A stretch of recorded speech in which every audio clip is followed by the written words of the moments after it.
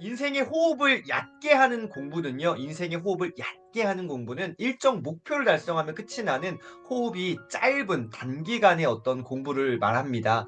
일시적인 만족감 그리고 가시적인 성과는 줄 수 있지만 궁극적으로 생각하는 힘을 키워주고 결과적으로 어떤 세상을 바라보는 나만의 안목을 갖게 하는 데는요. 한계성을 갖고 있습니다. 반대로 우리가 인생을 좀 깊게 좀 바라볼 수 있는 또 호흡을 좀 길게 가져갈 수 있는 깊이 가져갈 수 있는 그러한 공부는 어떻게 해요? 생각의 힘을 키워준다. 나만의 안목을 갖게 해준다라고도 설명할 수 있겠습니다. 그래서 여러분 생각의 힘을 갖게 하고 나만의 안목을 갖게 하는 이러한 공부, 호흡이 긴 공부, 정말 삶을 깊이 있게 통찰하는 이러한 공부를 해냈으면 좋겠습니다. 짧게 짧게만 생각하지 말고 좀 통으로 길게 멀리 내다볼 수 있으면 참 좋겠다라는 생각을 다시 한번 해보게 됩니다. 62페이지 보시면은 중요한 게 뭐냐, 무언가를 이루기 위해서 어떤 수단으로서의 공부를 하는 것이 아니라 뭔가 아까 내가 어떤 다른 결과를 얻기 위해서 이 과정이 수단으로서 뭔가 하는 그런 공부가 아니라 공부 자체를 한번 좀 즐겨봤으면 어떨까라는 이야기를 한번 이렇게 학교 같은 데서 하잖아요. 그럼 애들한테 엄청 이제 눈총 받습니다. 저 선생님은 진짜 약간 이상하다. 어쨌든 뭐 근데 여러분 자세히 한번 좀 가만히 한번 생각해 보세요. 공부라는 게 사실은 그러니까 우리가 좀 이렇게 잘못된 공부를 그동안 해왔던 것 같아요. '공부가 지겹다. 공부는 억지로 해야 돼. 공부는 진짜 막 너무 싫은 거야.' 이런 게 너무 그냥 우리 안에 젖어 있어요. 근데요. 공부라는 게 사실은 진짜 신나고 재밌고 너무 기쁘고 행복한 거 맞잖아요. 여러분 지금 그렇잖아요. 예, 공부 자체가 그 자체로 어떤 기쁨을 만들 수 있는 그런 공부, 진짜 공부 한번 해 봤으면 좋겠다라는 것입니다. 여러분 정말로 이 공부가 즐겁고 행복해지면요. 다음에 세 가지의 유익을 이 완벽하게 내 안에 가져갈 수 있게 되는데, 첫 번째로요. 지식 체계를 풍요롭게 해 줍니다. 내 안에 어떤 지식의 체계성을 딱딱 잡아갈 수 있게 도와준다라는 것이죠. 물론 AI나 다른 어떤 수많은 어떤 이런 기기들, 도구들의 도움을 받을 수 있겠지만 일단은 그냥 나라는 자체 인간 안에 나의 어떤 삶의 지식의 체계들을 탁탁 세울 수 있게 해준다. 이게 진짜 공부에 너무너무 좋은 뭐랄까 결과다라는 것이죠. 지식 체계를 풍요롭게 해주고요. 두 번째, 저는 이게 진짜 너무 좋은 것 같아요. 생각하는 법을 길러주게 된다라는 것입니다. 여러분 독서 또 공부라는 걸 통해서 우리가 생각하는 법을 길러줍니다. 내가 타고난 어떤 기본 탑재된 어떤 내 뭐 IQ라고 하면 좀 그렇고 어떤 공분머리라고 할까요? 이게 약간 부족할 수는 있어요. 사람마다 다르겠죠. 어떤 사람들은 조금 더 탁월하게, 어떤 사람들은 그냥 뭐 저는 사실은 보통 이하라고도 생각이 들기도 하는데 어쨌든 좀 이게 용량이 다르잖아요. 근데 그게 중요한 게 아니라 내가 갖고 있는 어떤 그런 것들 안에서 생각하는 법을 훈련한다라는 것. 그러니까 생각이 훨씬 더 중요하다라는 거. 기본적으로 갖고 있는 어떤 뇌의 용량이랄까요? 그거를 어차피 인간들은 다 못 쓴단 말이죠. 근데 생각하는 법을 통해서, 공부를 통해 생각하는 법을 훈련하게 되면은 훨씬 더 풍성한 삶을 살아갈 수 있다라는 것입니다. 마지막 세 번째는 이게 정말 그야말로 찐이죠. 인생을 어떻게 살 것인가에 대해서 진지하게 깊이 있게 제대로 고민하게 해 준다라는 것이죠. 여러분 공부라는 거 독서를 통해서 지식 체계를 풍요롭게 해 주고요. 생각하는 법을 정말로 그야말로 이렇게 극대화시킬 수 있고요. 마지막 세 번째, 인생을, 내 소중한 삶을 어떻게 살 것인지 이거 고민할 수 있게 해준다라는 것. 여러분 꼭 한번 다시 한번 정리해 보셨으면 좋겠습니다. 자, 공부는 그래서 미래를 내다보는 확고한 안목을 키울 수 있게 도와주고요. 결과적으로 인생의 방향을 잡아줍니다. 여러분 이 문장 꼭 한번 기억해 보시고 기록도 해 보셨으면 좋겠습니다. 공부라는 말 대신에 독서로 해도 되겠죠. 독서는 우리의 미래를 내다보는 확고한 나만의 안목을 갖게 해주고요. 인생의 방향을 딱 확실하게 잡을 수 있게 해줍니다. 내 삶이 휘청휘청 흔들리고 정말 이렇게 어디로 가는지 모르고 막 그냥 이렇게 막 뺑뺑이 돌고 너무 답답한 순간들이 찾아올 때가 있습니다. 왜 그럴까요? 인생의 방향을 정하지 않았기 때문입니다. 어디로 가는지 모른 채 열심히만 살아가기 때문이 아닐까 싶습니다. 뭔가 이렇게 뭐 학생들은 공부하거나 우리 어른들은요 직장에서 일하거나 할 때 여러분 열심히 뭔가 한단 말이죠. 근데요 사람이 열심히만 하면요 지치고 힘들어요. 번아웃이 올 수도 있고요. 진짜 멘탈이 나갈 수도 있습니다. 이러한 때에 뭐가 부족한 거예요? 인생의 방향을 정하지 않은 채 그냥 열심히 달려가기만 했다라는 거. 어딘지 모른 채 그냥 막 뛰어가는 겁니다. 남들 가니까 막 달려가요. 여기가 좋다더라 막 가요. 야 이번엔 이거래 막 가요. 근데 어떻게 해요? 이거 아닌가 봐.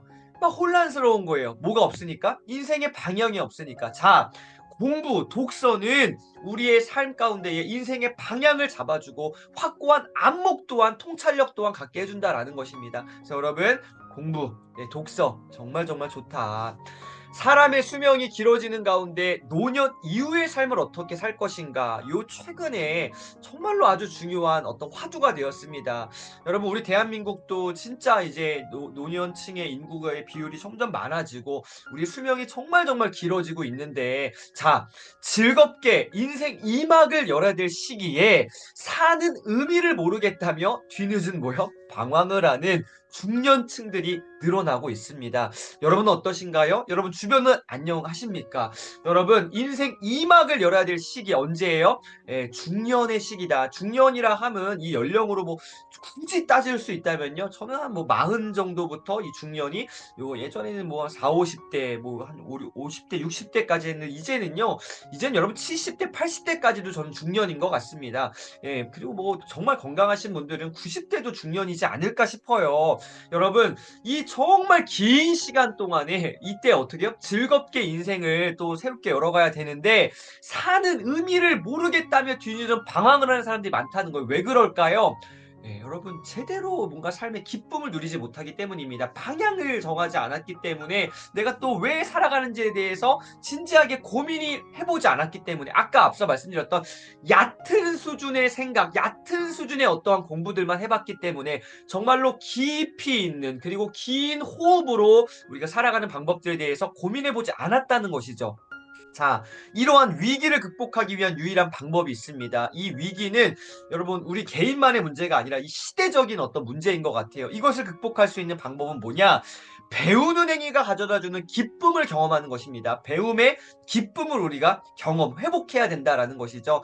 아직까지 한 번도 이러한 기쁨을 경험해보지 못한 분이 계시다면 오늘 다시 한번 이 기쁨들에 대해서 생각해 보시고 아, 요렇게 한번 해봐야겠다라고 감을 한번 잡아보셨으면 좋겠습니다.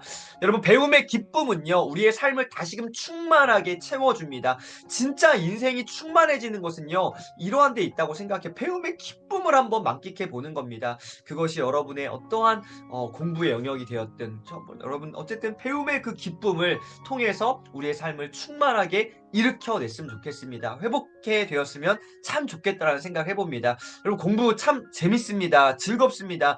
독서하는 제가 이렇게 막 주변에 이렇게 책들이 이렇게 많이 있지만 그래도 막 끌리는 책들이 있단 말이죠. 또 어떤 시기마다 인생의 어떤 시기마다 혹은 나에게 정말로 어떤 마음을 좀 만져주는 책이든 아니면 내 미래를 좀 열어주는 책이든 이런 책들을 만났을 때에 그 기쁨은 이루 말할 수가 없단 말이죠. 그게 정말 인생을 충만하게 해주는 것 같습니다. 자 오늘 결론입니다.